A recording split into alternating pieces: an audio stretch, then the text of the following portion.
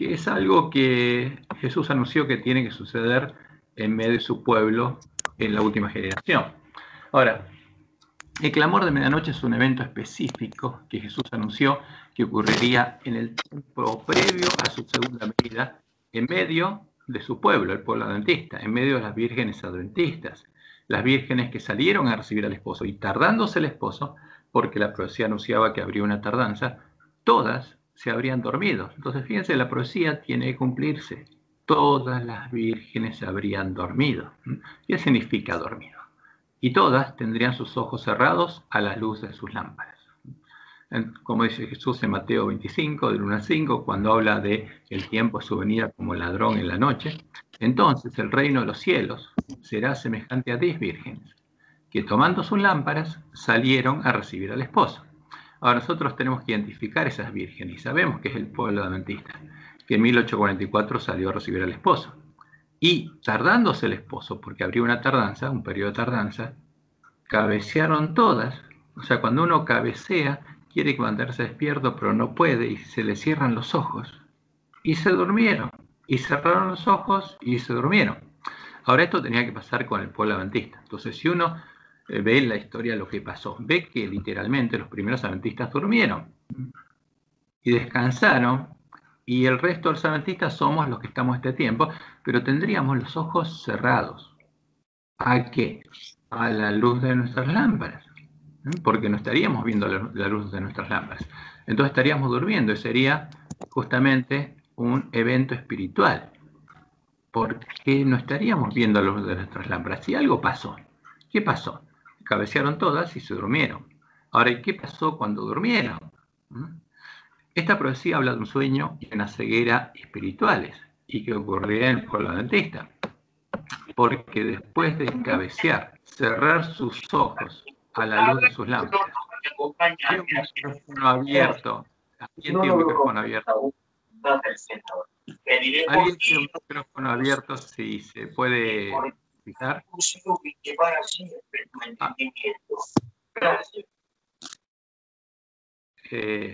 Gracias. Entonces, gracias por cerrar el micrófono. Esta profecía habla de un sueño en las cegueras espirituales porque después de cabecear, cerrar sus ojos a la luz de sus lámparas y dormirse, y de cumplirse el anuncio de todos los eventos que debían ocurrir en medio de ellas mientras durmieran, porque toda la palabra profética más segura se tiene que cumplir, justamente, y hay eventos que fueron anunciados que ocurrirían en el tiempo de tardanza. Entonces, todas las vírgenes, las sensatas y las insensatas, porque todas estarían en la misma condición, habrían llegado a estar en la misma condición, la condición del ángel que está en la Odisea, porque esa es la condición de la iglesia remanente, justamente antes de que Jesús venga a buscarlos para ir a la batalla. Y leemos en Apocalipsis 3, 17 a 19, porque tú dices, yo soy rico.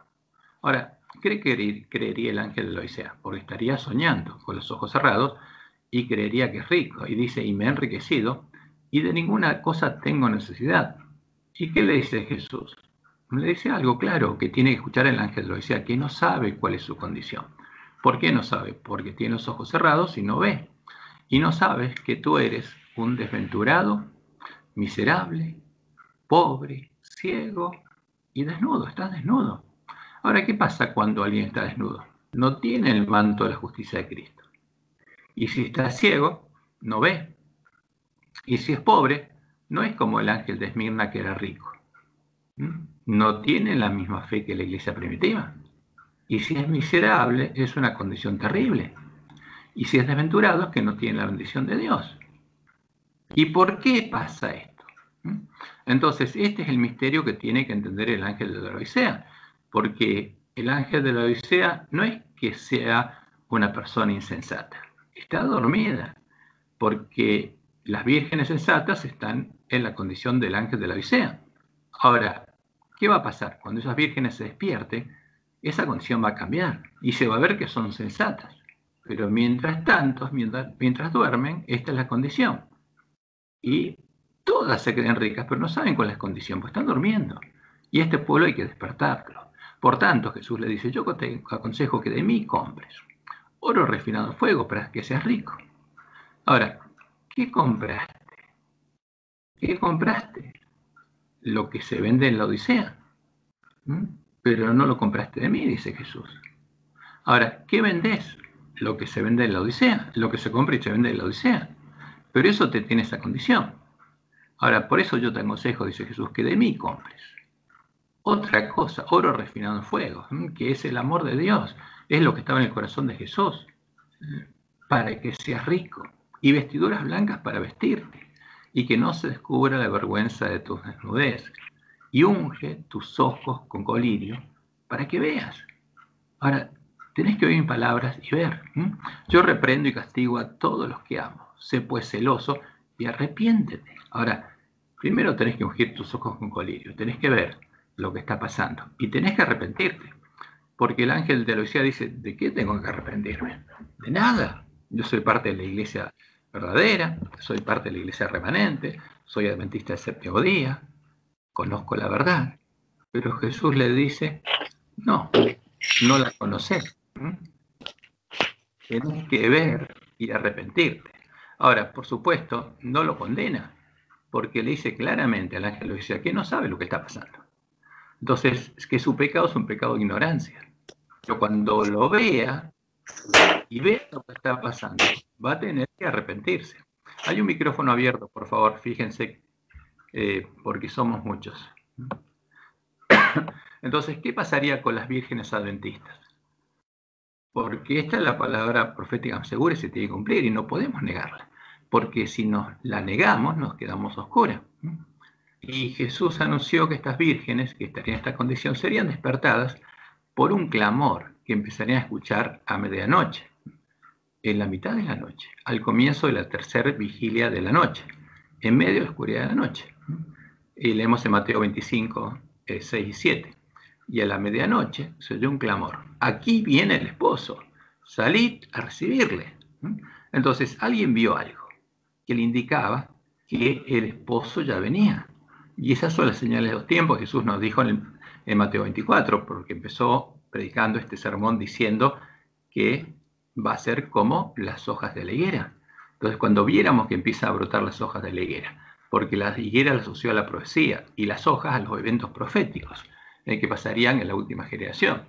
Entonces, cuando viéramos que esos eventos se están cumpliendo, sabríamos que somos la última generación y que Jesús está a las puertas. Y como dijo él, no pasará esta generación hasta que todo esto suceda.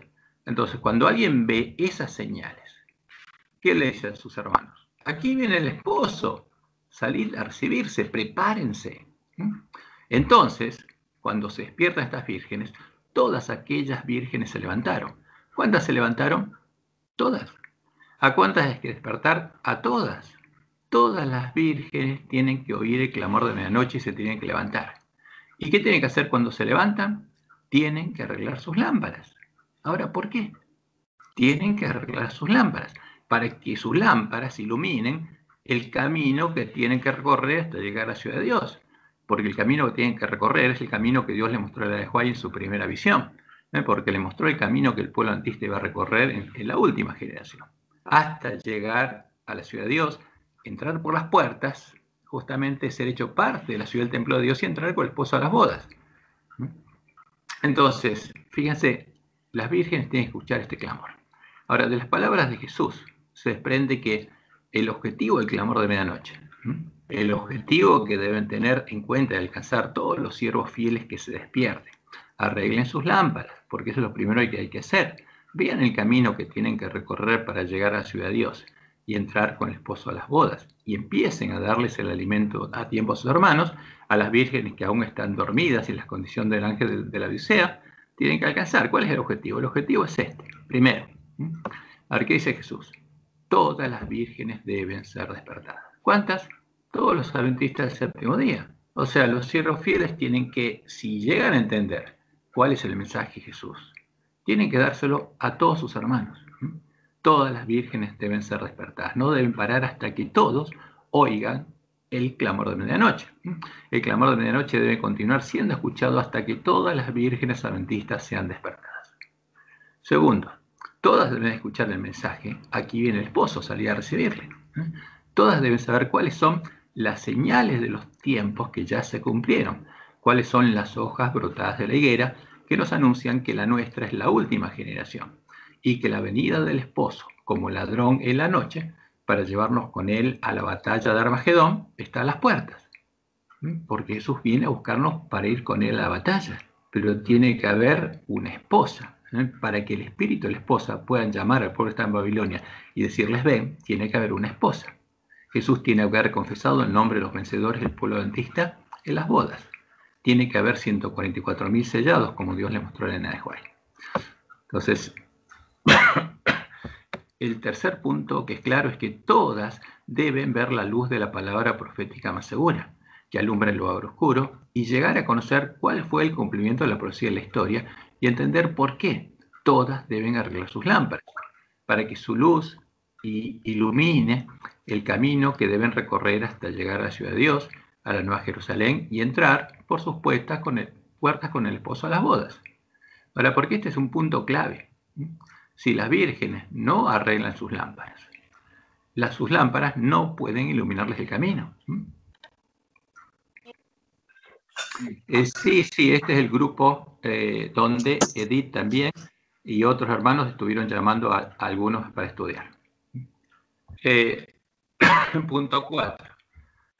Todas deben llegar a saber cómo arreglar sus lámparas. Ahora, porque tienen que hacer algo. ¿Y cómo se arreglan las lámparas? Entonces, eso es algo importante. Todas deben llegar a saber cómo arreglar sus lámparas y todas deben arreglarlas. Todas deben verificar que la luz del clamor de medianoche es verdadera, porque después de eso, la única luz que puede guiarlas en el camino hacia Dios es la luz de sus propias lámparas. Este es el tema. Entonces, tienen que saber cómo arreglarlas. Y todas deben oír las palabras de la profecía del Apocalipsis para poder empezar a guardarlas. Deben escuchar el testimonio directo de cuál es el significado del mensaje que el testigo fiel y verdadero le envía al ángel en la Odisea. Hay un micrófono abierto, por favor, fíjense. Entonces, todas deben ungir sus ojos con colirio. Todas deben llegar a ver qué es lo que está pasando en la Odisea. ¿Qué es lo que se vende en la Odisea? Y todas deben arrepentirse y tienen que saber de qué. Ahora, como dice Elena, de las abominaciones que se cometen en medio de Jerusalén, en medio de la iglesia remanente. Vamos a ver que Dios nos dijo que lo que anunció por medio de Ezequiel estaría ocurriendo en nuestra iglesia.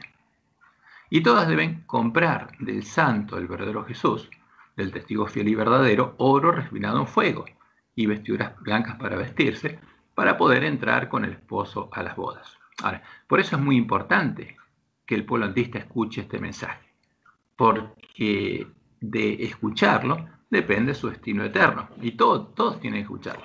Y finalmente, todas deben ver la luz del clamor de la noche, la luz que ilumina el camino a la ciudad de Dios, porque tienen que recorrer un camino. Y si no saben cuál es el camino y no lo ven iluminado, ¿cómo pueden recorrerlo? No pueden en medio de la oscuridad de la noche. Están a las 12 de la noche, en medio de la noche, al comenzar la tercera vigilia de la noche. Y entonces su aceite, y esto es muy importante, porque como Dios le mostró a Elena de White y a Guillermo Miller, y está escrito justamente en las reglas hermenéuticas de Guillermo Miller que Elena nos recomendó, cada término, o sea, cuando nosotros en la profecía se usa un símbolo, depende del contexto, porque en una profecía puede significar una cosa y en otra. Y el aceite, en el caso de las vírgenes, no se refiere al Espíritu Santo, porque muchos piensan que se refiere al Espíritu Santo, pero no es el Espíritu Santo. Porque si alguien tiene el Espíritu Santo no puede estar desnudo. Si alguien recibió el Espíritu Santo la promesa, primero fue justificado, fue vestido del manto de la justicia de Cristo y después recibió el Espíritu Santo para nacer de Dios. Ahora, pero en este caso, el aceite, buenas noches a todos los que se están uniendo, pero el aceite es otra cosa. Y podemos ver su significado en la primera visión de Elena de White, porque ahí Dios nos mostró claramente qué representa el aceite que hace brillar la lámpara. O sea, la lámpara es la palabra de Dios. Pero justamente, si no tenemos fe en la palabra de Dios, no puede brillar para nosotros.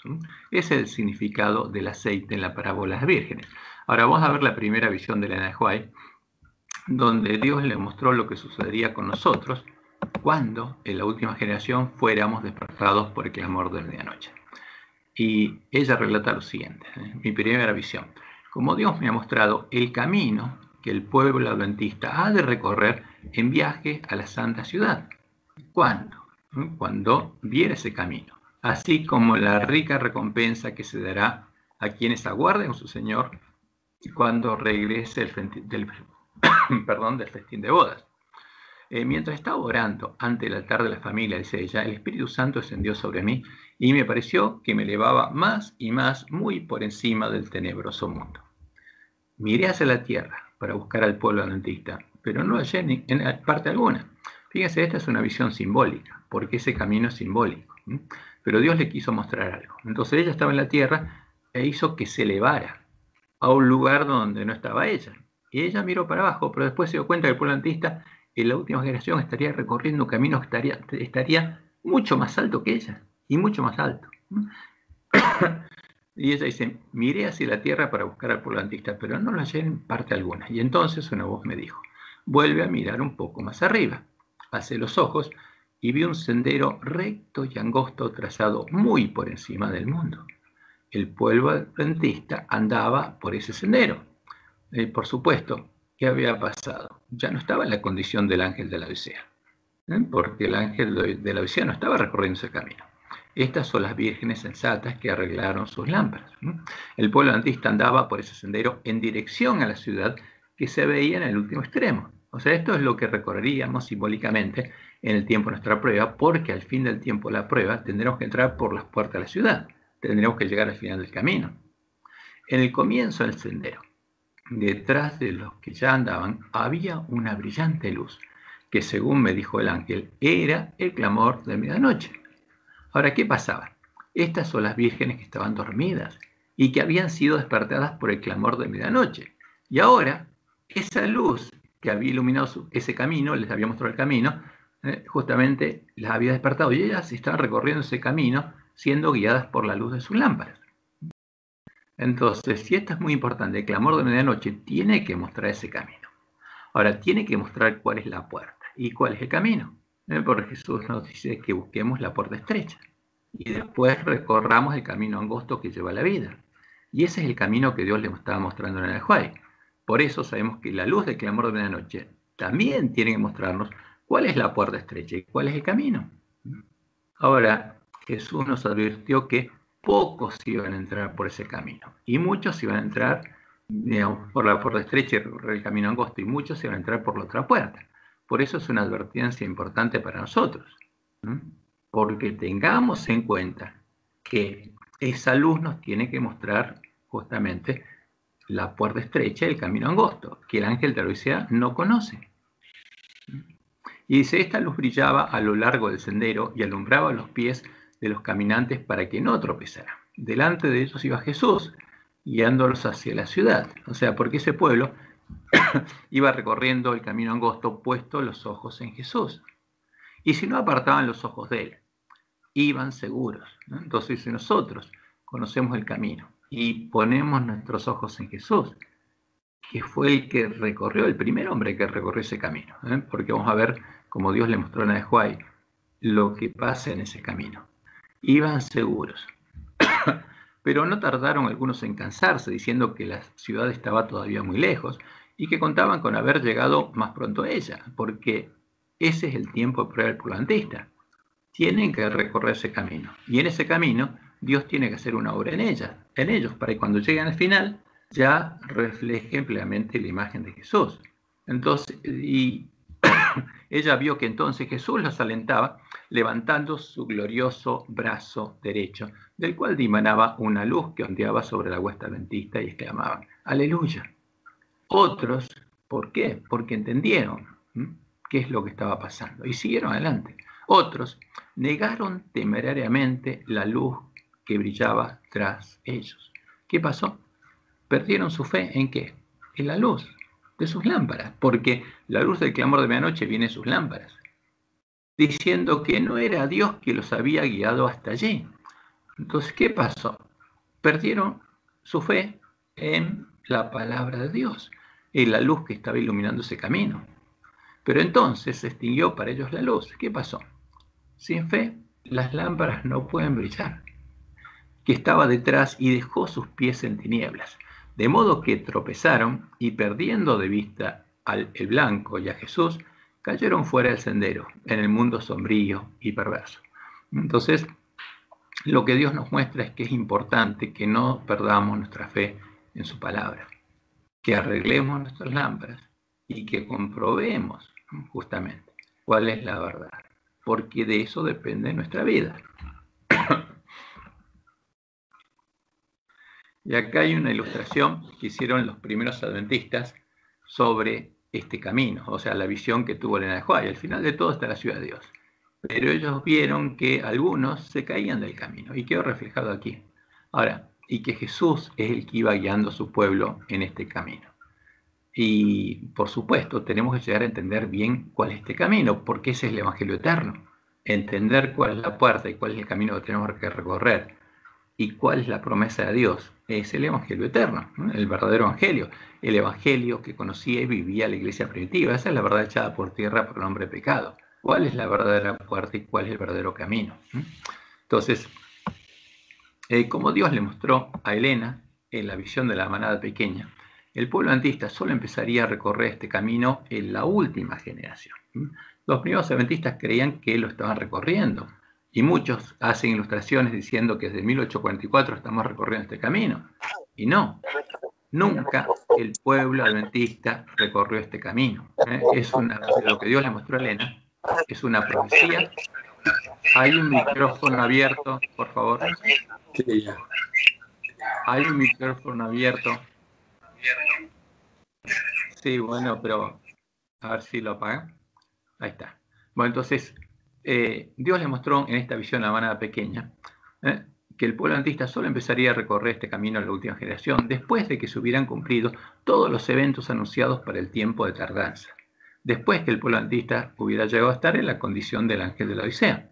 Entonces, cuando pasara todo lo que Dios le mostró en su sueño profético a Jerome Miller, entraría el hombre de la escobilla, símbolo de la obra que Dios mismo haría, y él prepararía sus mensajeros.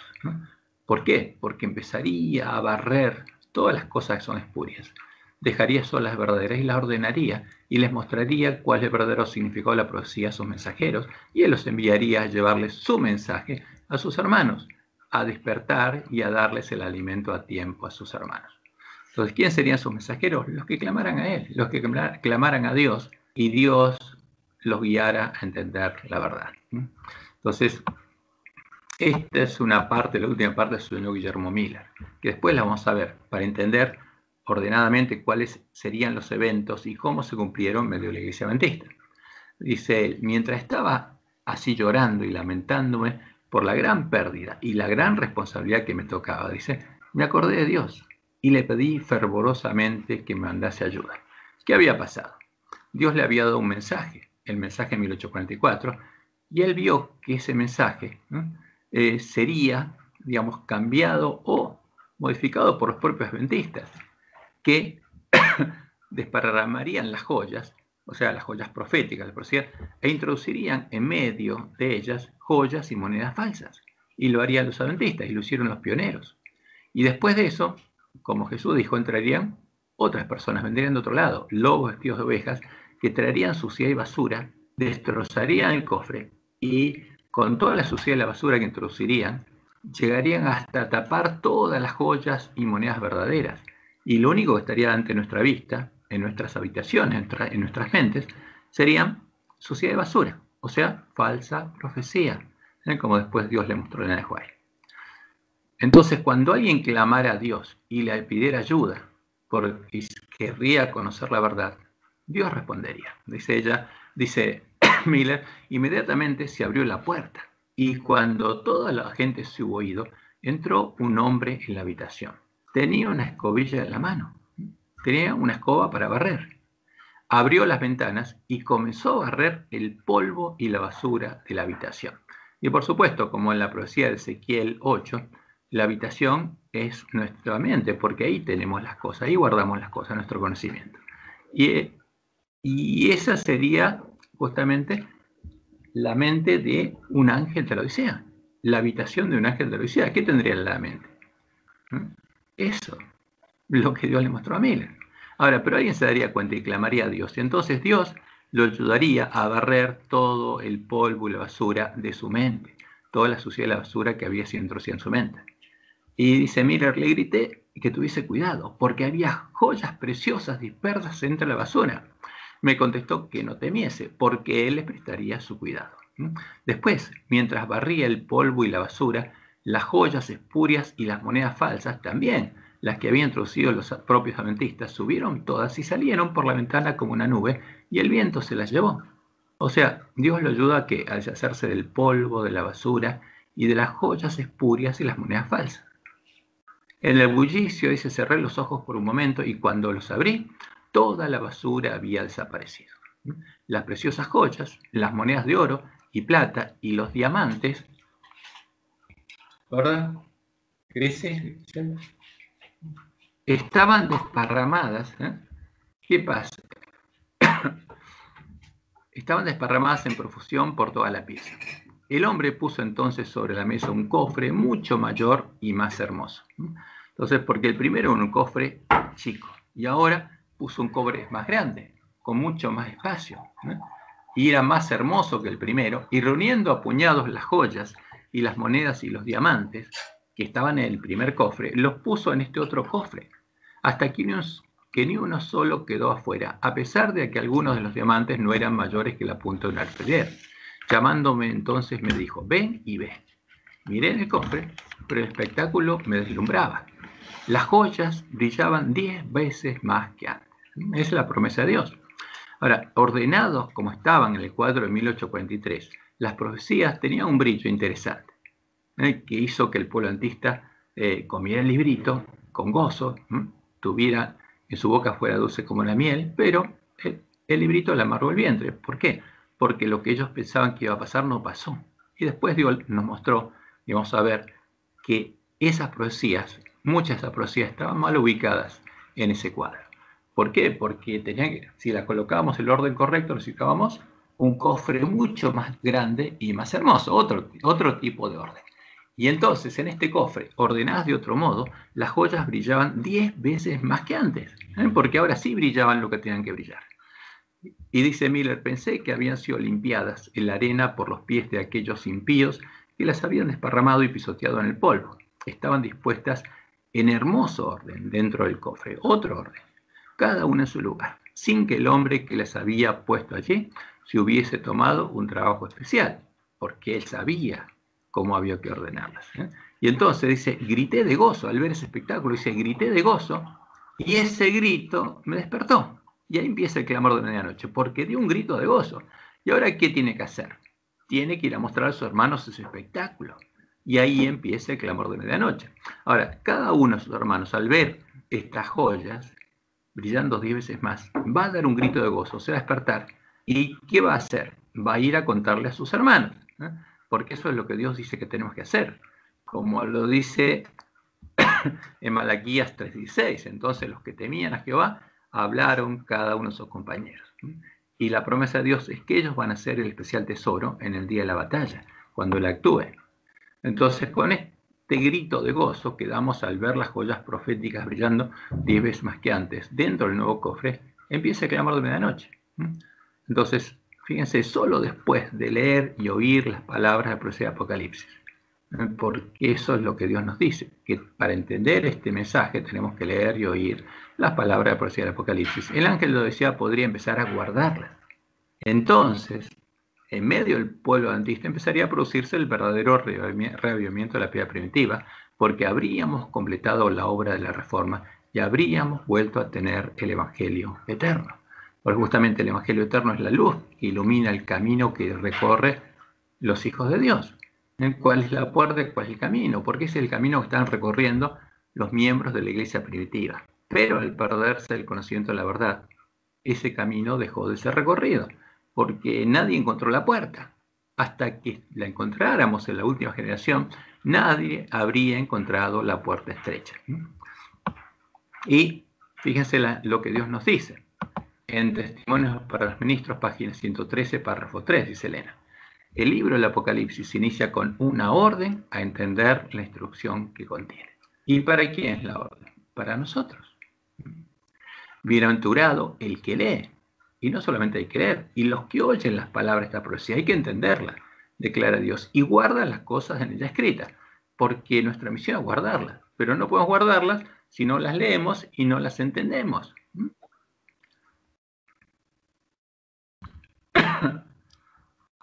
Sí, se los vamos a enviar el material. Entonces, dice Elena, cuando como pueblo comprendamos lo que significa este libro para nosotros, cuando entendamos que acá están las instrucciones que tenemos que seguir y lo que tenemos que hacer para que Jesús pueda venir, se verá entre nosotros un gran reavivamiento, porque es esencial que entendamos la profecía del Apocalipsis. Y en Apocalipsis 10:11 Jesús le dice al polantista, después que le amarga el vientre el librito, y él me dijo, es necesario que profetices otra vez. O sea, tenés que estudiar de nuevo la profecía, entenderla, para poder profetizar de nuevo. Tenés que predicar correctamente, tenés que ver cuál es el cofre verdadero, cuál es el orden verdadero de las profecías, tenés que entender cuál es la luz verdadera y tenés que predicarla. Sobre muchos pueblos, naciones, lenguas y reyes. Y en Apocalipsis 27 Jesús nos dice, aquí vengo pronto, bienaventurado el que guarda las palabras de la profecía de este libro. Ahora, ¿pero qué tenemos que hacer como pueblo adventista? Leerlas, oírlas, antes de poder guardarlas.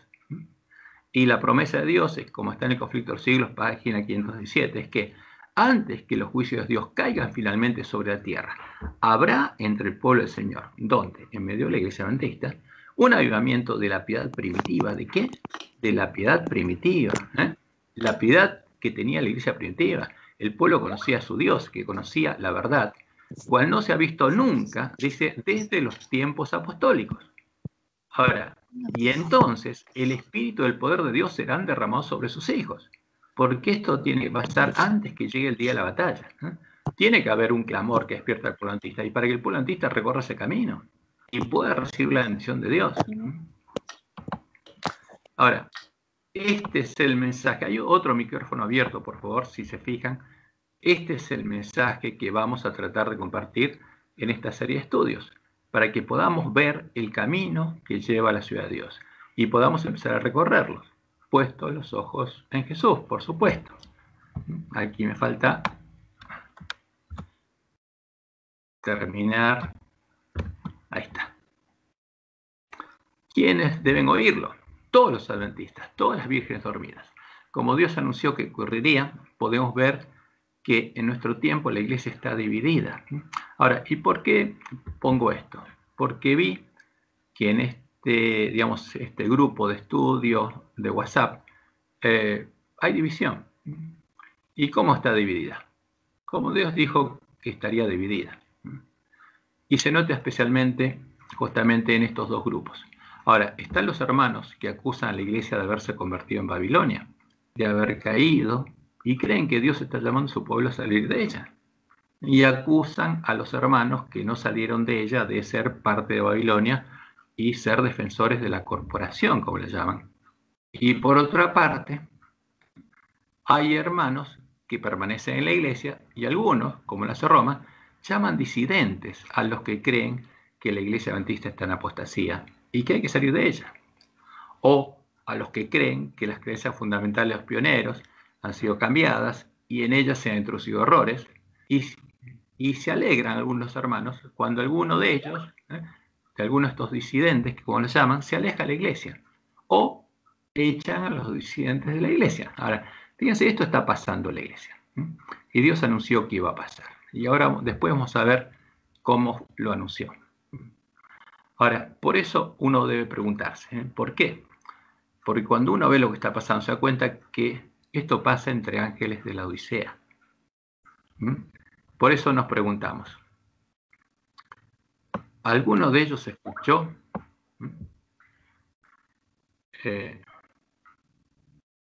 Sí, ustedes pueden agregar a cualquier hermano, o sea, fíjense, si algún hermano quiere estar y ustedes conocen el Skype, cualquiera está abierto y cualquiera lo puede agregar. Así que agréguenlo libremente, al que quiera agregarse. Entonces, por eso nos preguntamos, ¿alguno de ellos, de todos los hermanos adventistas en general, porque no es que uno sea mejor de otro, ¿Por qué estamos así? Porque no hemos visto claramente cuál es la voluntad de Dios. Entonces nos preguntamos, ¿hay otro micrófono abierto, por favor?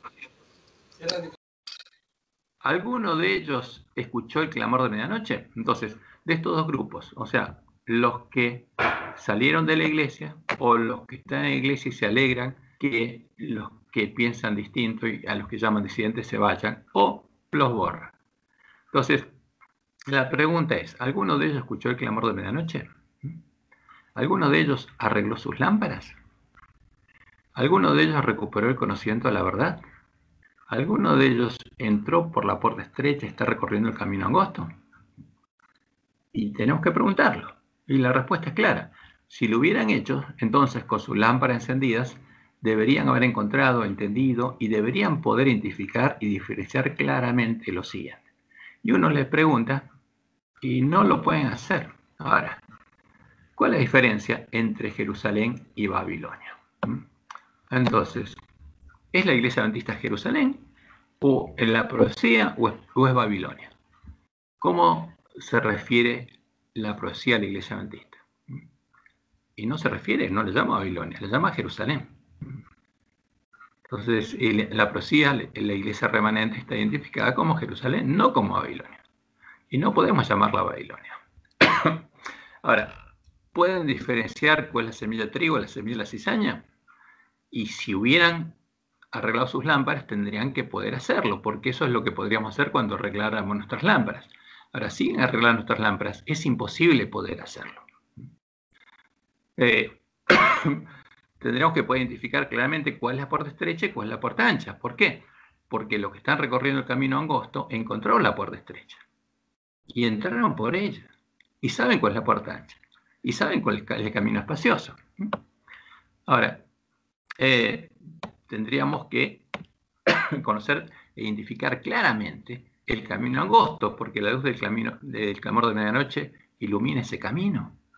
Y claramente tendremos que ver cuál es la diferencia con el camino espacioso. Tendremos que poder identificar claramente el verdadero fundamento, como dice Jesús, la roca, del falso, de la arena, porque habría dos fundamentos. Tendríamos que poder diferenciar claramente el evangelio eterno de los falsos evangelios. Tendríamos que poder identificar claramente el significado y la razón del mensaje de Jesús al ángel de la Odisea. Pero por supuesto, todos estaríamos en la condición del ángel de la Odisea. ¿Quiénes? Los hermanos que se fueron de la iglesia y los hermanos que siguen en la iglesia. Porque no hay diferencia. Porque los dos estarían equivocados. O sea, lo que estarían creyendo no sería correcto. Vamos a ver que Dios le mostró eso a Helena, claramente. Y tendremos que identificar cuáles son las abominaciones que se cometen en la iglesia, en Jerusalén, no en Babilonia. Las de Babilonia podemos conocerlas. El tema es cuáles son las abominaciones que se cometen en la iglesia, en Jerusalén. Porque Dios nos mostró por medio de Helena que la profecía del llenamiento de Ezequiel 9 se refiere a la iglesia adventista. Y lo que dice esa profecía y lo que dice Ezequiel 8 estaría pasando en la iglesia adventista. Ahora, si las viéramos, si las entendiéramos, no nos quedaríamos ricos, porque entenderíamos lo que está pasando. Ahora, eso va a producir un zarandeo, como Dios lo advirtió. Y podríamos ver cuál es la diferencia entre la comida y la bebida de los siervos fieles de la comida y la bebida de los siervos malos, porque en Mateo 24 Jesús dijo, cuando Él viniera, habría dos tipos de siervos, y unos le estarían dando un alimento al pueblo y los otros otro. Y habría dos tipos de alimentos. Y la profecía se tiene que cumplir. Y tendríamos que entender cuál es la obra de los siervos fieles y la obra de los siervos malos. Ahora, un siervo fiel nunca va a sacar de la iglesia a un hermano. Jesús fue claro. Aunque sea cizaña, la voluntad del padre familia es que se dejen crecer junto el trigo a la cizaña. Y tampoco un siervo fiel se va a ir del campo del padre familia. Ahora, todo esto que estamos viendo es ¿por qué? Porque el ángel de la Odisea está ciego. Y entonces es fácil engañarlo. Entonces, porque los muchos hermanos que salieron de la iglesia creyeron un mensaje falso. Y ese mensaje no lo mandó Dios, pero anunció que llegaría a la iglesia. Entonces nosotros tenemos que tener en cuenta que estamos en el tiempo de prueba y sellamiento del pueblo de Dios. Y tenemos que tener en cuenta y entender la profecía, porque la profecía fue dada para que no fuéramos engañados, porque Dios anuncia antes que suceda todo lo que va a suceder en medio de su pueblo, por amor, para protegerlo. Entonces, si alguno de nuestros hermanos se hubiera despertado, debería haber leído y oído y debería estar guardando las palabras de profecía del Apocalipsis. Y, por supuesto, eso implica entender el mensaje del ángel de la Odisea. Pero podemos ver que no es así. Por eso ambos grupos necesitan ser despertados y oír el mismo mensaje. O sea, ¿qué tenemos que hacer nosotros con nuestros hermanos adventistas? Con todos. Porque Jesús dijo que todos tienen que oírlo. Todos necesitan ser despertados y oír el mismo mensaje. Y después de oírlo, su fe en Dios y en su palabra debe ser probada. Porque si ambos están equivocados, tenemos que mostrarles cuál es la verdad profética y cuál es el mensaje de Dios, para que cada uno pueda guardarla y pueda ser salvo. Y tenemos que hacerlo por amor, porque Jesús no ama más a uno que a otro. Dios no ama a uno más que a otro. Los ama igual. Y nosotros, como dijo Jesús, se va a ver que somos sus discípulos si tenemos el amor que Él tenía por nuestros hermanos, por cada uno de nuestros hermanos, por todos. Porque el amor de Dios, si se manifiesta en nuestro corazón, va a hacer que amemos a todos nuestros hermanos, y no solo los adventistas, sino los que están en medio de Babilonia, porque vamos a tener que trabajar por ellos. Ahora, ¿cómo debemos presentar la palabra de Dios? Solo hay una forma correcta de hacerlo, en forma racional. Y nosotros vamos a tratar de hacer nuestro estudio de ese modo. Y vamos a ver que Dios nos advirtió los peligros que habría en este tiempo. Y Elena es clara en eso. Nunca tenemos que mezclar emociones con estudio de la palabra, ni imágenes fantasiosas. No tenemos que hacernos imágenes de ninguna escena de la Biblia. Lo que tenemos que entender es la palabra de Dios y los mensajes que Dios dio en forma racional. No tenemos que hacernos una imagen de dónde estaba Jesús cuando habló el sermón del monte, sino tenemos que tratar de entender sus palabras. Eso es lo importante. Y solo hay una forma correcta de estudiar la palabra de Dios y es de forma racional, mostrando con las Escrituras cuál es la razón de la esperanza que hay en nosotros, como dice Pedro, para que nuestros hermanos puedan escudriñar racionalmente las Escrituras y comprobarlo, o hallarnos mentirosos, porque esa es la responsabilidad de cada uno que arregla sus lámparas. Y leemos en 1 Pedro capítulo 3, versículos 14 al 15.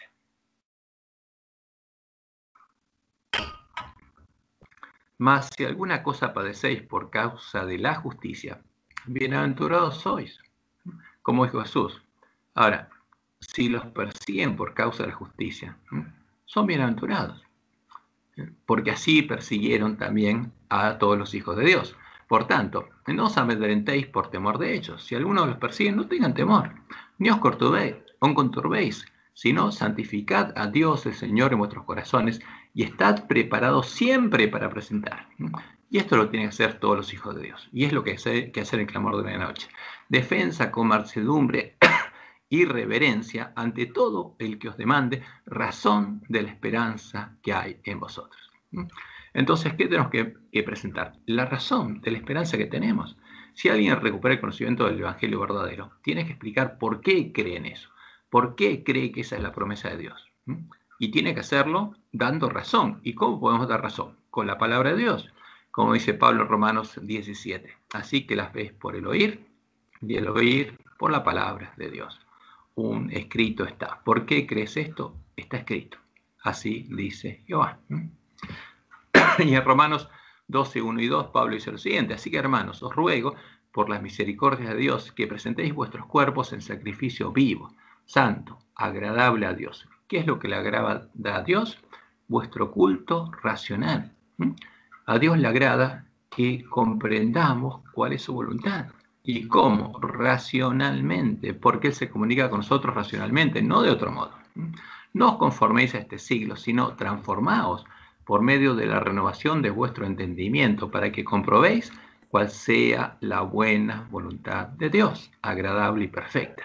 Entonces, ¿qué tenemos que contarle a nuestros hermanos? ¿Cuál es la voluntad de Dios? ¿Cómo? Racionalmente. ¿Y cómo? Usando la palabra de Dios, para que vean lo que está escrito. Porque la fe de nuestros hermanos tiene que estar basada en la palabra de Dios, porque la verdadera fe viene por el oír y el oír por la palabra de Dios.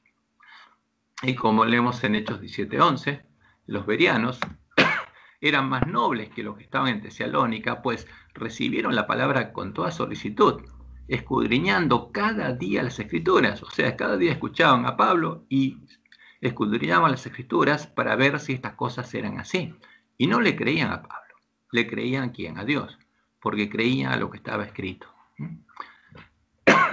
Y, por ejemplo, en Apocalipsis 2:2, Jesús le dice al ángel de la iglesia primitiva, al ángel de Éfeso: yo conozco tus obras y tu arduo trabajo y paciencia, y que no puedes soportar a los malos, y has probado a los que se dicen ser apóstoles, y no lo son, y los has hallado mentirosos.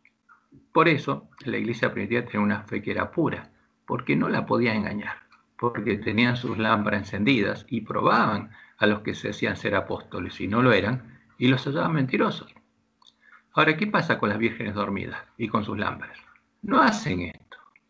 ¿Y a qué creen? A lo que les dicen. Y si lo que les dicen no es la verdad, ¿a qué creen? ¿Y por qué están en la condición que están? Ahora, por eso Jesús les dice que arreglen sus lámparas, que se despierten, para que puedan comprar de Él lo que las va a hacer ricas. Entonces, también es en forma racional como debemos entender por qué debemos arreglar nuestras lámparas. Porque Dios nos explica claramente qué pasó con nuestras lámparas.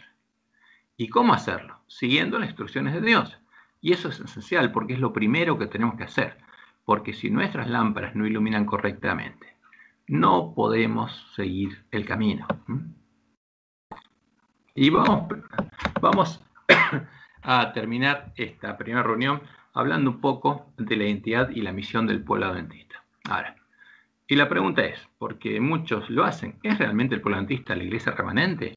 ¿El pueblo en el que se tienen que cumplir todos los anuncios de la profecía sobre la última generación de la iglesia de Cristo? Y para poder afirmarlo, primero debemos conocer y ver en la historia cuál fue el cumplimiento de todas las profecías sobre la iglesia de Cristo, y especialmente la profecía de las 7 iglesias del Apocalipsis. Y debemos conocer cuál es el origen y la historia del pueblo adventista, para poder ver si cumple con el anuncio de la profecía, si realmente es el pueblo al que la profecía identifica como la iglesia remanente. Ahora, luego, si el pueblo adventista es la iglesia remanente, entonces podemos estar seguros que en medio del pueblo adventista se deben cumplir todas, ¿cuántas? Todas las profecías que anuncian lo que habría ocurrido y estaría ocurriendo en medio de ella, en medio de la iglesia remanente, en el tiempo de la última generación. No podemos negar a ninguna. Pero primero tenemos que asegurarnos que sea la iglesia remanente. Y entonces, todo lo que Dios dijo se tiene que estar cumpliendo en la iglesia adventista. Y no podemos negar ninguna de las cosas, porque si no nos quedamos a oscuras. Ahora, ¿cómo tendríamos que estudiar la Biblia? Este es el orden en el que deberíamos hacer nuestra obra, y después lo vamos a hacer juntos. Deberíamos estudiar diligentemente la profecía y la historia, como dice Elena, hasta comprender cuál fue el cumplimiento de la profecía y la historia, porque hay un montón de eventos que ocurrían en la iglesia cristiana, y ya ocurrieron, desde el siglo I hasta que estamos en el siglo XXI. Y la profecía, lo que Dios anunció, se cumplió. Ahora, nuestra misión es encontrar cuáles fueron los eventos específicos con los que se cumplió la profecía, porque al ver esos eventos, vamos a entender el significado de los símbolos de la profecía, y eso tiene que abrir nuestros ojos. Y esos son hechos que no podemos negar, porque si negamos esos hechos, negamos la luz que surge justamente de la palabra profética más segura al ver el cumplimiento de la profecía. Y tenemos que empezar por entender cuál es el cofre mucho más grande y más hermoso para poder incluir en su interior el resto de las joyas proféticas. Y la clave para entender el resto de las profecías sería el poder leer y oír lo que el Espíritu dice a las iglesias. Fíjense que Jesús 7 veces dice lo mismo. La primera profecía que se pone es la de las 7 iglesias. Y Jesús dice en cada vez que le da un mensaje a un ángel de una iglesia: el que tiene oído, oiga lo que el Espíritu dice a las iglesias. ¿Qué quiere decir esto? Y si oímos lo que el Espíritu dice a las iglesias, vamos a tener oídos para oír. El resto de la profecía. Y es verdad, eso es lo primero que tenemos que entender. Entonces, cuando entendiéramos cuál fue el cumplimiento de la profecía de las 7 iglesias, viendo su cumplimiento en la historia, tendríamos oídos para oír el resto de las palabras de la profecía. Y nuestros ojos se habrían abierto. Ya los habríamos ungido con colirio. Dios los habría ungido con colirio. Entonces comprenderíamos cuál es la mentira introducida en la iglesia en el tiempo de la apostasía, porque al ver estos hechos, quedaría muy claro qué es lo que pasó. Y veríamos cuál es la mentira. Y claramente quedaría identificada, que se oponía a la verdad que conocía la iglesia primitiva. ¿Y cuál es la razón y el significado del mensaje del testigo fiel y verdadero al ángel de la Odisea? Y podríamos ver cuáles son las señales de los tiempos, los eventos proféticos que se estarían cumpliendo, las hojas que están brotando de la higuera, y entenderíamos en qué lugar nos encontramos en el cumplimiento de la profecía. Y vamos a ver que eso es muy claro. Cuando hacemos eso, es muy claro. Ahora, pero conocemos cuál es la mentira, pero no conocemos cuál es la verdad, porque la profecía nos va a mostrar claramente cuál es la mentira. Pero la verdad solo la podemos encontrar arreglando nuestras lámparas. Y también entenderíamos por qué y cómo deberíamos arreglar nuestras lámparas. Y estudiando diligentemente las Escrituras, empezaríamos a diferenciar la verdad de la mentira. Ahora, la mentira es fácil identificarla, pero la verdad hay que buscarla. Entonces, completaríamos la obra de la Reforma, recuperaríamos el conocimiento de la verdad echada por tierra y nuevamente tendríamos o conoceríamos el Evangelio eterno. Y ahí podríamos empezar a predicar el mensaje del primer ángel. Y habríamos encontrado la puerta estrecha y habríamos visto cuál es el camino angosto que lleva a la ciudad de Dios. Ahora, y si lo vemos, ahí damos el grito de gozo. Y tenemos que empezar a despertar a nuestros hermanos. Entonces empezaríamos a recorrerlo mientras predicamos el clamor de medianoche, mientras despertamos y les damos el alimento a tiempo a nuestros hermanos, mientras ejercemos el ministerio de la reconciliación hasta que Jesús venga a buscarnos para ir con Él a la batalla. Y vamos a terminar esta parte con este mensaje. O sea, me voy a extender hoy porque hay algo que tenemos que oír y saber antes de oír el clamor de medianoche, porque es muy importante, es una advertencia de Dios. Entonces Dios prometió anunciarle a su pueblo todo lo que sucedería en su medio antes que sucediera, para que cuando sucediera estuviera advertido y no fuera sorprendido por estos sucesos. Y hay cosas que Dios nos advirtió que tenemos que saber antes de oír el clamor de medianoche. Como leemos en Amós 3, 6 al 8.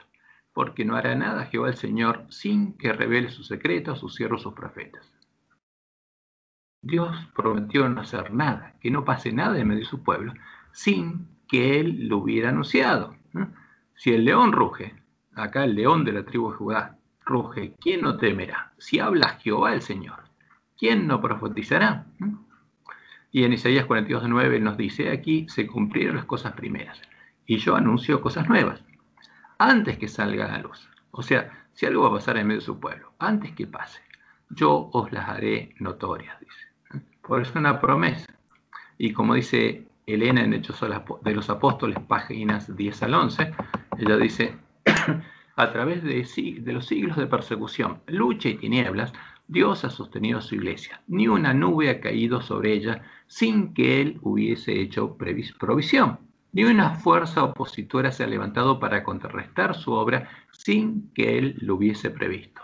Todo sucedió como Él lo predijo. O sea, a su pueblo nunca le sucedió nada que Dios no hubiera predicho. Él no ha dejado abandonada a su iglesia, sino que ha señalado en las declaraciones proféticas lo que ocurriría. Y se ha producido aquello que su espíritu inspiró a los profetas a predecir. Ahora, ¿qué pasó? ¿Sería echada por tierra la verdad? Sí. Y el pueblo sabía que vendría la apostasía. Pablo lo sabía. Y que se manifestaría el hombre de pecado. Ahora, y todo lo demás, todo lo que ocurriría en su iglesia está anunciado.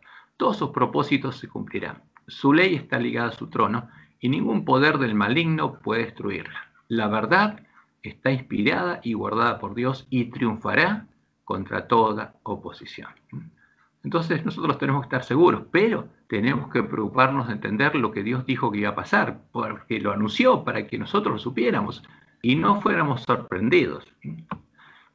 El que oyera las palabras de Dios y entendiera el anuncio de la profecía, tendría por misión tocar trompeta en Sión, advirtiéndoles a sus hermanos del próximo cumplimiento de la profecía, haciendo que la luz de la palabra profética más segura alumbre los pies de sus hermanos en lugar oscuro. Como vemos en 2 de Pedro 1:19, dice Pedro. Tenemos también la palabra profética más segura, a la cual hacéis bien en estar atentos como a una antorcha que alumbra en lugar oscuro. ¿Y dónde estarían las vírgenes? En la oscuridad de la noche, a medianoche, hasta que el día esclarezca y el lucero de la mañana salga en vuestros corazones. Y en Salmo 119, 105 nosotros sabemos que dice: lámparas a mis pies, tu palabra, y lumbrera a mi camino. Y en Ezequiel 33, 7 y 9, Dios le dice a Ezequiel, como símbolo, nos dice a nosotros: a ti pues, hijo de hombre, te he puesto por atalaya a la casa de Israel, y oirás la palabra de mi boca.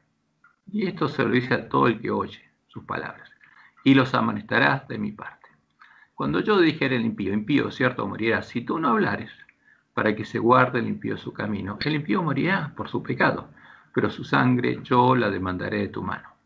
Si conoces lo que va a pasar, y no te importa que tu hermano muera, y muere, y lo dejas morir, tu sangre yo la demandaré de tu mano. Y si tú avisares al impío su camino para que se aparte de él, y él no se apartare de su camino, él morirá por su pecado, pero tú libraste tu vida. Por eso en Joel 2:1 nos dice: tocad trompeta en Sión, en medio de mi pueblo, y dad alarma en mi santo monte. Tiemblen todos los moradores de la tierra, porque viene el día de Jehová, porque está cercano. Entonces, por esa causa, tenemos que saber qué es lo que Dios anunció que sucedería en nuestro medio cuando fuéramos despertados y escucháramos el clamor de medianoche. Y debemos conocerlo antes de que suceda, antes de predicar el clamor de medianoche. Entonces, por eso vamos a ver estas partes. Primero, lo que Dios anunció es que Satanás haría guerra al estudio de la profecía del Apocalipsis. ¿Por qué? Porque si la entendemos y nos despertamos y recuperamos el conocimiento de la verdad, podemos deshacer su obra. Como nuestra misión solo podríamos cumplirla si leemos o estudiamos las palabras proféticas del Apocalipsis hasta poder oírlas o entenderlas, para recién después poder empezar a guardarlas o hacerlas, Satanás sabe que puede impedir que cumplamos nuestra misión impidiendo que estudiemos la profecía del Apocalipsis. Por eso, mediante sus siervos, Satanás haría guerra al estudio de la profecía del Apocalipsis en medio del pueblo adventista. ¿Y cómo haría guerra? Porque él se tendría que introducir en medio del pueblo adventista y se introduciría. Ahora, fíjense, esta cita está en el Conflicto de los Siglos, página 390. Y dice Elena: a San Juan le fueron descubiertos cuadros de la experiencia de la Iglesia que resultaban de interés profundo y conmovedor. Vio las circunstancias, los peligros, las luchas y la liberación final del pueblo de Dios. O sea, consigna los mensajes finales. ¿Y quién tiene que darlos? Nosotros, que han de hacer madurar la mies de la tierra, ya sea en gavillas para el carnero celestial o en manojos para los fuegos de la destrucción. Fueron revelados asuntos de suma importancia, especialmente ¿para quién? Para la última iglesia.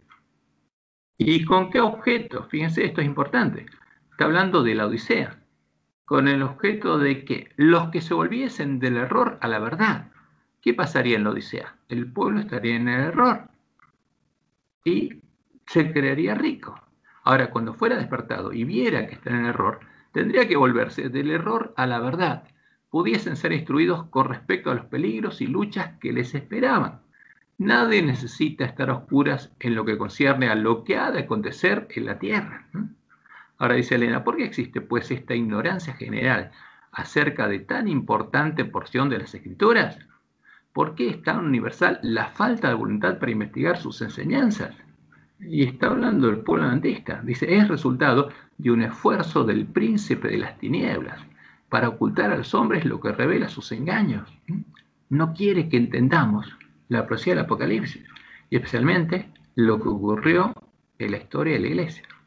Por eso Cristo, el revelador, previendo la guerra que se haría al estudio de Apocalipsis, ¿qué haría Satanás? Guerra al estudio del Apocalipsis, pronunció una bendición sobre cuantos leyesen, oyesen y guardasen las palabras de la profecía. Y esta es una advertencia muy clara. Por eso debemos esperar que se manifiesten ataques de todo tipo a los que empiezan a estudiar la profecía del Apocalipsis, para desanimarlos e impedirles llegar a descubrir los engaños de Satanás. Ahora, y si los llegan a descubrir, van a tratar de impedir que prediquen el clamor de medianoche. Entonces, cuando nuestra misión es esa, dice Elena, y esto está en el otro poder, nuestra lección para el momento presente es cómo podemos entender, fíjense, pues Jesús dice, bienaventurado el que lee, y presentar para que otro oiga, y presentar más claramente el evangelio que Cristo en persona le dio a Juan en la isla del Patmos, ese evangelio que se presenta como la revelación de Jesucristo, porque siempre el evangelio fue profecía, y el Apocalipsis anuncia el desarrollo de la última parte del evangelio, de la última parte del plan de redención, y tenemos que conocerlo y presentárselo a todos. Y dice Elena, hemos de presentar a quién, a nuestro pueblo, una clara explicación del Apocalipsis. Ahora, en el clamor de medianoche, por supuesto, esto tiene que pasar. El pueblo tiene que entender claramente el Apocalipsis, porque tenemos que leer, oír y guardar. Y nadie puede guardar si no entiende claramente. Hemos de darles la palabra de Dios tal como es, con tan pocas explicaciones nuestras como sea posible. Ninguna mente puede hacer esto sola. Aunque se nos ha confiado la verdad más grande e importante alguna vez dada al mundo, somos solo infantes en lo que respecta a la comprensión de la verdad en todas sus dimensiones. ¿Qué pasaba? Ellos eran conscientes, 1902, de que no habían comprendido todavía la profecía del Apocalipsis. Ahora, pero sabían que nuestra misión es esforzarnos para entenderla. Pero, ¿quién tenía que ayudarnos? Dios tenía que ayudarnos. Y lo haría el hombre de la escobilla. Y sigue diciendo Elena, Cristo es el gran maestro y debemos esforzar nuestra mente. ¿Qué tenemos que hacer? Si no nos esforzamos, ¿cómo vamos a llegar a estudiar y entender? Debemos esforzar nuestra mente para que comprenda lo que reveló Juan y lo defina claramente. Y entonces podremos presentar a nuestro pueblo una clara explicación del Apocalipsis. Estamos afrontando los problemas más importantes que los hombres hayan afrontado alguna vez. El tema de mayor importancia es el mensaje del tercer ángel, que incluye los mensajes del primero y segundo ángeles. Todos deberían comprender las verdades contenidas en estos mensajes y demostrarlo en su vida diaria, pues es esencial para su salvación. Fíjense, entender la profecía del Apocalipsis y el significado de estos mensajes es esencial para nuestra salvación. Y vamos a ver que cuando lo entendiéramos y lo predicáramos, eso produciría un zarandeo medio del pueblo de Dios. Tenemos que estudiar con fervor y oración a fin de entender estas grandiosas verdades. Y por supuesto, cuando las entendiéramos, tendremos que predicarlas. Entonces, Satanás no solo haría guerra al estudio del Apocalipsis, sino que, como Dios le mostró en el Juárez, lograría detener la predicación del mensaje del tercer ángel en la iglesia adventista. ¿Cuándo? Cuando el pueblo adventista se durmiera. Y leemos en Evangelismo, página 171. Satanás ha ideado un estado de cosas por el cual la proclamación del mensaje del tercer ángel será detenida. O sea, el pueblo adventista dejará de cumplir su misión. Porque esa es la misión del pueblo adventista. Debemos precavernos sus planes y métodos. No debe suavizarse el tono de la verdad. No debe disimularse el mensaje para este tiempo. Hay un micrófono abierto, por favor. El mensaje del tercer ángel debe ser fortalecido y confirmado. El capítulo 18 de Apocalipsis revela la importancia de presentar la verdad, no en términos mesurados, sino con valentía y con poder. Por eso Jesús dice, cuidado, no hay que agregarle ni quitarle. Preséntenlo como está dado por Dios. Es el mensaje de Dios, no de un hombre. Ha habido demasiados rodeos en la proclamación del mensaje del tercer ángel. El mensaje no ha sido dado tan clara y distintamente como debiera haber sido proclamado. Ahora, entonces, ¿qué haría Satanás? Lo iría suavizando hasta que dejará de predicarse. Satanás está trabajando con todo su poder engañador para alejar a los hombres del mensaje del tercer ángel que ha de proclamarse con gran poder. Y en el conflicto de los siglos, página 66, leemos, conforme vaya acercándose la tempestad, o sea, la última generación, muchos que profesaron creer el mensaje del tercer ángel pero que no fueron santificados por la obediencia a la verdad, abandonarán su fe en que el mensaje del tercer ángel e irán a engrosar las filas de la oposición, uniéndose con el mundo. Justamente el mensaje del tercer ángel anuncia quién cayó y uniéndose con el mundo caído y participando de su espíritu, porque son habitación de demonios. Si alguien participa de eso, ¿de qué se transforma? Es lo mismo. Llegarán a ver las cosas casi bajo el mismo aspecto. Así que cuando llegue la hora de prueba, estarán preparados para situarse del lado más fácil y de mayor popularidad. Hombres de talento y elocuencia. O sea, aquí está hablando, nuestros ministros de talento y elocuencia, que se gozaron un día en la verdad, emplearán sus facultades para seducir y descarriar almas. Y es triste. Si se unen con el mundo y reciben el espíritu que habita en el mundo, esos espíritus los van a usar para seducir y descarriar almas.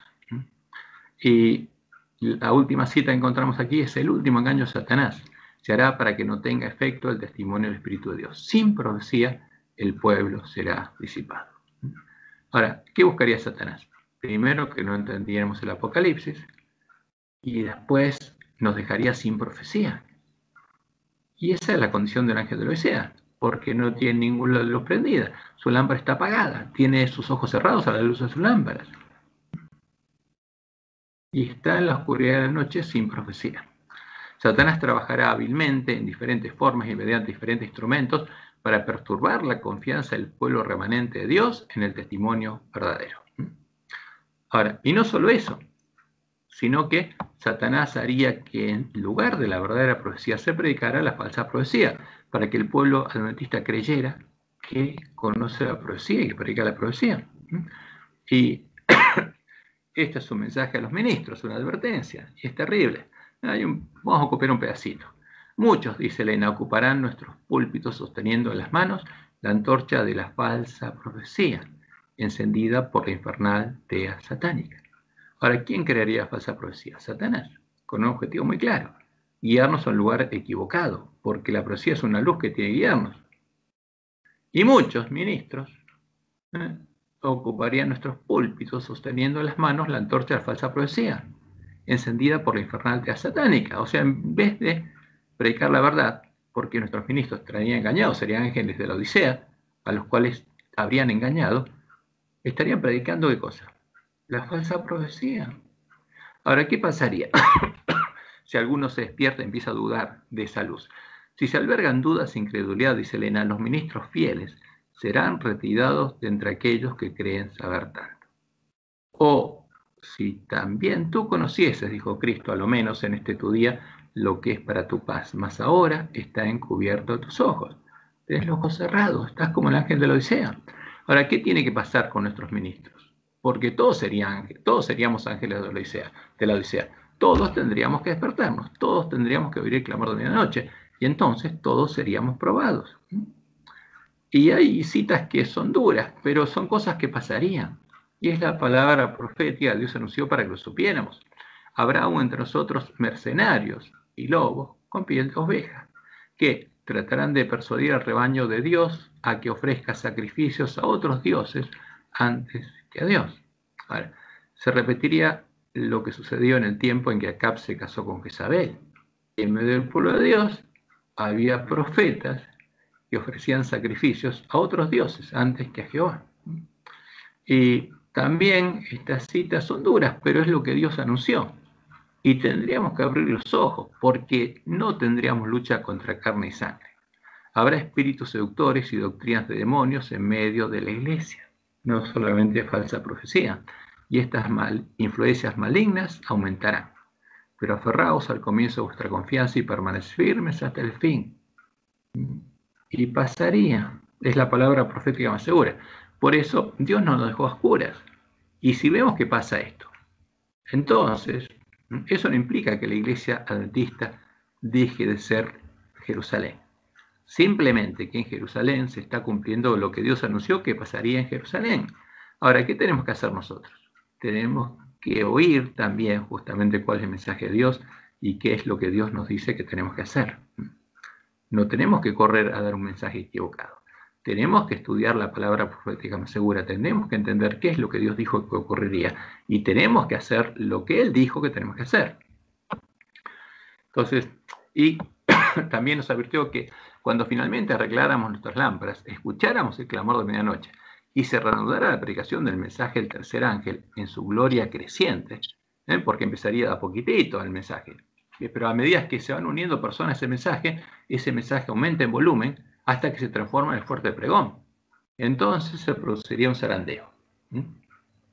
¿Por qué? Porque volvería a escucharse el mensaje que habría dejado de escucharse. ¿Y por qué habría dejado de escucharse el mensaje? Para que se pudiera hacer lo que los lobos tenían que hacer en la iglesia. Entonces, conflicto de los siglos 507.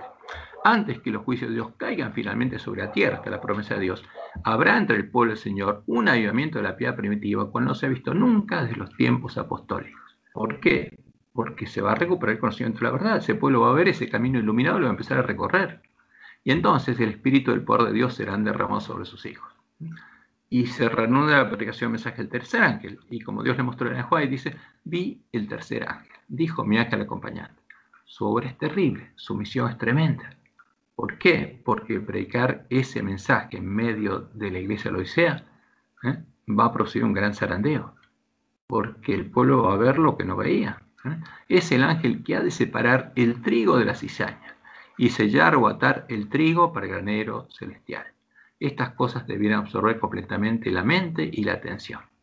¿Por qué el mensaje del tercer ángel tendría que separar el trigo de la cizaña? Porque la iglesia remanente es el campo del padre de familia de la profecía. ¿Y qué dijo Jesús que pasaría mientras sus siervos durmieran? Entraría el enemigo y sembraría cizaña. ¿Y dónde se siembra la cizaña? En la mente y el corazón, porque ese campo justamente está formado por todos nuestros corazones, porque la tierra del campo del padre de familia es un símbolo de nuestros corazones, porque en nuestro corazón se siembra la semilla del reino. ¿Y qué pasaría? Dios protegería a su pueblo para que la semilla ya no germinara. ¿Hasta qué? Hasta que fuera despertado y se sembrara la semilla de trigo. Pero ¿quién decidiría cuál de las dos semillas germinaría en nuestro corazón? Nosotros. Porque decidiríamos si entramos por la puerta ancha o por la puerta estrecha.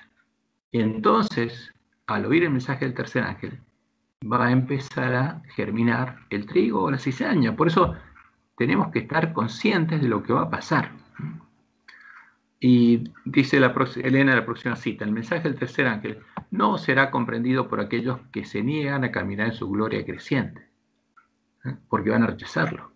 Y los tales llamarán una luz falsa a la luz que iluminará la tierra con su gloria. ¿Por qué? Porque como se habría dejado predicar, no creerían en él y cuando lo escucharan, lo negarían. Los que llamaran una luz falsa a la luz que iluminará la tierra con su gloria, quedarían oscuras. Porque justamente de ese mensaje, como Dios le dijo a Elena, depende de nuestra vida. Es esencial para nuestra salvación entenderlo. ¿Y qué pasaría? Ese mensaje seguiría creciendo, como leemos en estas dos citas. A medida que los miembros del cuerpo de Cristo se acercan al periodo de su conflicto final, porque el conflicto final es la predicación del fuerte pregón, crecerán en Él, crecerán en Jesús, y llegarán a poseer caracteres simétricos, mientras el mensaje del tercer ángel se amplifica, porque se habría dejado detenido, pero se empieza a predicar el clamor de medianoche y se va amplificando hasta llegar a ser un fuerte clamor, fuerte pregón.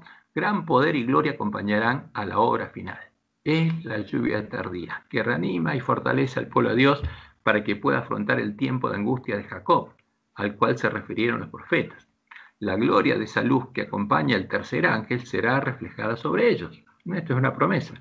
Dios preservará a su pueblo en ese tiempo de peligro.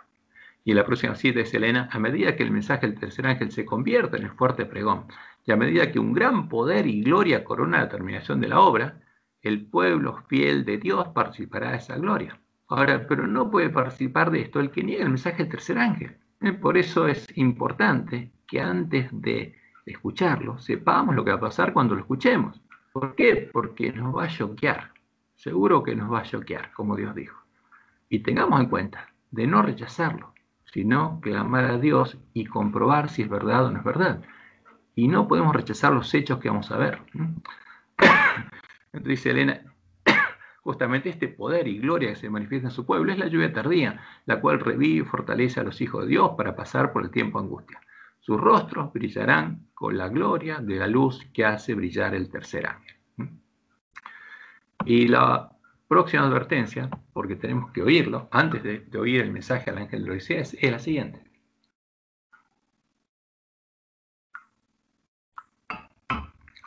La predicación del testimonio directo, el significado del mensaje que el testigo fiel y verdadero le envía al ángel de la Odisea. O sea, explicarle al ángel de la Odisea por qué está en esa condición, por qué es desventurado, miserable, pobre, ciego y desnudo, junto con el mensaje del tercer ángel, es el que haría que cada uno de nosotros decida cuál va a ser su destino eterno. Entonces, es importante que sepamos esto antes de escuchar ese mensaje. Está en Primeros Escritos, página 70, es lo que Dios le mostró, dice Elena. Vi ángeles que se apresuraban a auxiliar a cuantos se empeñaban en resistir, con todas sus fuerzas, a los ángeles malos. ¿Dónde estaban los ángeles malos? En medio del pueblo adventista. ¿Cómo? ¿Los ángeles malos en medio de la iglesia adventista? Sí, es lo que Dios dijo que iba a pasar. Y procuraban ayudarse a sí mismos, invocando perseverantemente a Dios. O sea, ¿a quiénes ayudaban los ángeles? A los adventistas, que se empeñaban a resistir, a los ángeles malos, que estaban tratando de seducirlos y procuraban ayudarse a sí mismos, invocando perseverantemente a Dios. Y Dios le mostró claramente, después en otras visiones, qué es esto, cómo estaría ocurriendo. Pero nada hicieron sus ángeles por quienes no procuraban ayudarse a sí mismos, y los perdí de vista. Ahora, esto ocurre una vez que el pueblo adventista ha despertado y sabe lo que está pasando. Y el que no procura ayudarse a sí mismo y sabe lo que está pasando, va a ser atrapado por estos ángeles, no los de Dios, los ángeles malos, y van a ser arrastrados, y dice Elena, los perdí de vista, se los llevaron. Pregunté cuál era el significado del zarandeo que yo había visto y se mostró que lo motivaría el testimonio directo que exige el consejo que el testigo fiel dio a la iglesia de la Odisea. O sea, ¿qué va a pasar? Cuando alguien entienda este mensaje y lo predique en forma directa y le diga a sus hermanos, ¿por qué Jesús dice eso? Va a haber un zarandeo. Moverá este consejo el corazón de quien lo reciba y le inducirá a exaltar el estandarte. ¿Qué estandarte? El que no estaba elevando. Cuando entienda la verdad, va a elevar el estandarte que le va a la iglesia primitiva, el que Dios le mostró a Elena, y a difundir la recta verdad, porque ahora va a conocer la verdad y se va a unir al clamor de medianoche. Algunos no soportarán este testimonio directo, sino que se levantarán contra él, porque el mensaje, el ángel de la Odisea, hay que darlo en forma directa. Tiene que entender lo que está pasando porque de eso depende su vida. Y va a haber algunos hermanos que se van a levantar contra este mensaje. Y esto es lo que causará un zarandeo en el pueblo de Dios. Porque el que se levante en contra del mensaje de Dios, Dios no lo puede proteger. Y si realmente hay ángeles malos en medio de la iglesia, y los van a arrastrar. Vi que el testimonio del testigo fiel había sido escuchado solamente tan solo a medias. El solemne testimonio del cual depende el destino de la iglesia. Porque la iglesia pasaría por ese estado y necesitaría oír ese mensaje, se tuvo en poca estima cuando no se lo menospreció por completo. Este testimonio ha de mover a profundo arrepentimiento. ¿Por qué? Jesús le dice al ángel de la Odisea que se arrepienta. Pero el ángel de la Odisea no ve de qué tiene que arrepentirse, si se cree rico, y no ve nada. Ahora, cuando unja sus ojos con colirio y vea, y entienda, por supuesto va a tener que tener un profundo arrepentimiento cuando se entere de qué tiene que arrepentirse. Todos los que lo reciban sinceramente lo vencerán y quedarán purificados. O sea, no importa lo que está pasando, como Jesús le dice, no sabes, pero para poder ser limpiado, para poder recibir vestiduras blancas y para poder comprar de mí oro refinado en fuego, tenés que ver lo que pasa y tenés que arrepentirte. Y vas a ser perdonado y vas a ser limpiado, pero tenés que arrepentirte. Ahora, ¿qué van a hacer los que oigan el mensaje de Jesús y lo obedezcan? Primero, como dice Elena, lo recibirán sinceramente y serán movidos a profundo arrepentimiento. Se empeñarán en resistir con todas sus fuerzas a los ángeles malos, que estarían en medio del pueblo adventista, invocando perseverantemente a Dios. Se unirán a la predicación del clamor de medianoche, elevarán el verdadero estandarte, la bandera de la iglesia primitiva, y empezarán a difundir la recta verdad, y quedarán purificados. Ahora, los adventistas que se levanten en contra de la predicación del clamor de medianoche y en contra del verdadero estandarte y de la recta verdad, y adopten su posición, como dice Elena, bajo la bandera de Satanás, porque ese mensaje va a mostrar cuáles son las dos banderas. Como ocurrió en el tiempo de la apostasía, serán atrapados y arrastrados por los espíritus de demonios, serán hechos habitación de demonios y parte de la sinagoga de Satanás, y llegarán a conocer las profundidades de Satanás. Como Jesús lo anunció, llegarán a ser hacedores de maldad, aunque tengan poder, y van a tener poder, y van a hacer milagros y señales. Pero eso es lo que va a pasar. Y por eso Dios le mostró a Elena, en la visión del gran conflicto, lo que pasó en el tiempo de la apostasía, y qué bandera levantó justamente los apóstatas. Y por supuesto esa misma bandera habría sido introducida en medio de la iglesia adventista. Vamos a verlo después. Dice ella, esto me fue presentado de la siguiente manera. Una gran compañía de idólatras paganos llevaba una bandera negra, sobre la cual se veían figuras del sol, la luna y las estrellas, que son los dioses paganos. Así los adoran, con esos símbolos adoran a sus dioses. Esta compañía parecía feroz y airada. Se demostró luego otra compañía que llevaba una bandera de un blanco puro, sobre la cual estaba escrito pureza y santidad a Jehová. Ese es el estandarte de la iglesia primitiva. Ese es el estandarte que va a elevar el que oiga el mensaje de Dios. Porque tiene que tener la fe de la iglesia primitiva. Entonces, si tiene la misma fe que la iglesia primitiva, ¿qué estandarte va a elevar? El mismo. ¿A quién va a adorar? A Jehová. Porque ese era el pueblo que conocía a su Dios, el pueblo conocía a Jehová. Sus rostros se distinguían por su firmeza y una resignación celestial. Vi a los paganos idólatras acercárseles y hubo una gran matanza. Esta es la matanza del final del periodo de Esmirna. Vi a la compañía después, dice, de los idólatras consultarse. Al no lograr que los cristianos cediesen, convenían otro plan. Los vi arrear su bandera y acercarse luego a aquella firme compañía de cristianos y hacerles propuestas. Y finalmente, ¿qué vio? Entonces vi a muchos que arriaban la bandera. ¿Qué bandera? De la iglesia primitiva. Y se unían con los paganos. Pero los que permanecían firmes la recogían y la enarbolaban. Vi que constantemente había personas que abandonaban la compañía de aquellos que llevaban la bandera pura y se unían con los paganos. ¿Bajo qué? Bajo la bandera negra. Elevaron otra bandera. Y entonces de vuelta había dos grupos. Y estaban las mismas banderas.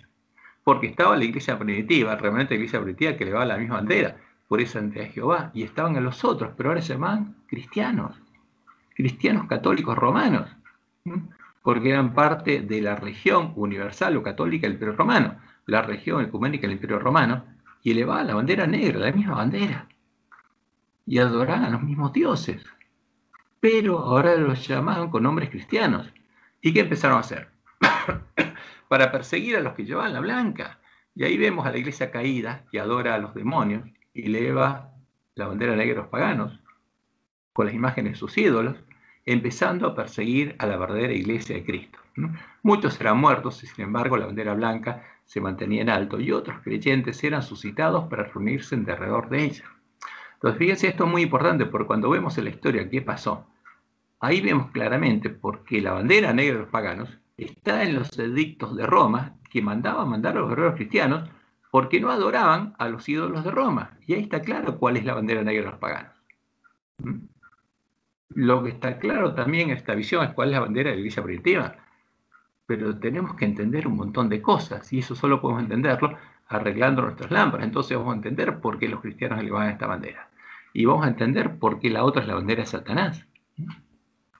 Muchos eran muertos porque empezaron a asesinar, porque los que elevaron la bandera negra llegaron a conocer las profundidades de Satanás, porque hicieron habitación de demonios y se hicieron asesinos.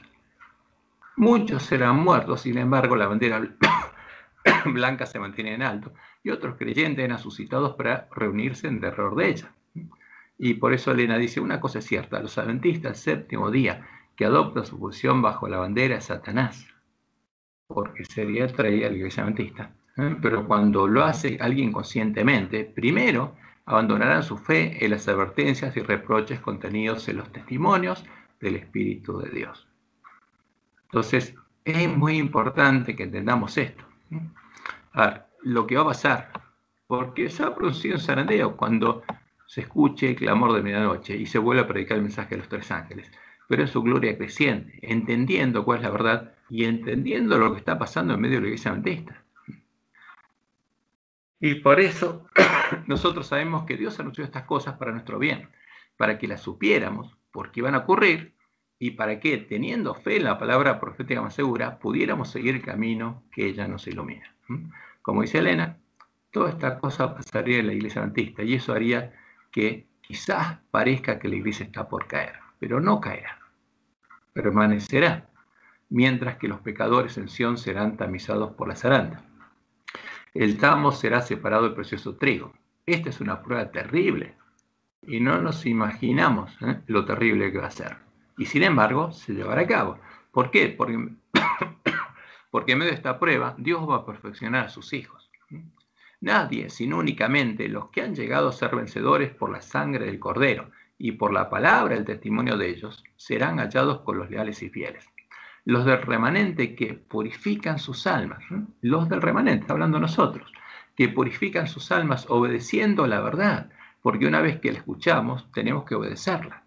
Obtienen vigor del proceso de la prueba y exhiben la belleza de la santidad en medio de la apostasía circundante. Porque la iglesia estaría en apostasía, ¿no? Y tendríamos que darnos cuenta de lo que está pasando. Y entonces seríamos probados. Y entonces el poder de Dios podría actuar en nosotros y llegaríamos a exhibir la belleza de la santidad en medio de nuestro pueblo. Pero lo importante es que nosotros le demos el alimento a tiempo a cada nuestros hermanos para que cada uno pueda abrir los ojos, ver, pueda arreglar sus lámparas y pueda ser probado. Pero el tema es de la salvación nuestra, depende de nuestra decisión. No depende si estamos en la iglesia adventista o no. Porque el pueblo que no está en la iglesia adventista va a tener oportunidad de ser salvo durante el fuerte pregón. Pero el pueblo que está en la iglesia adventista tiene que tomar una decisión ahora. Porque ahora van a crecer juntos el trigo y la cizaña. Y de nuestra decisión depende qué va a pasar con nosotros. Porque no podemos permanecer neutrales al ver lo que está pasando.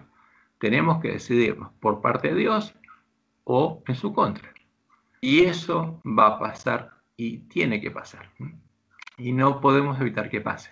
Pero lo que tenemos que hacer es advertir a nuestros hermanos de lo que va a pasar.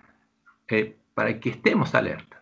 Para que estemos alerta y ver lo que sale en nuestro corazón. Y clamar a Dios para que Él nos guíe a toda verdad. Porque la palabra profética más segura se va a cumplir.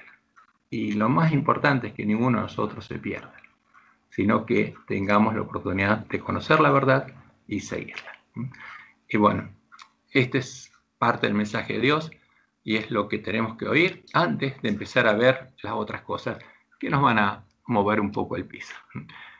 Por eso que Jehová los bendiga y los guarde y los guíe a toda verdad. Y después de esta presentación inicial, bueno, vamos a cortar la grabación para poder compartirla.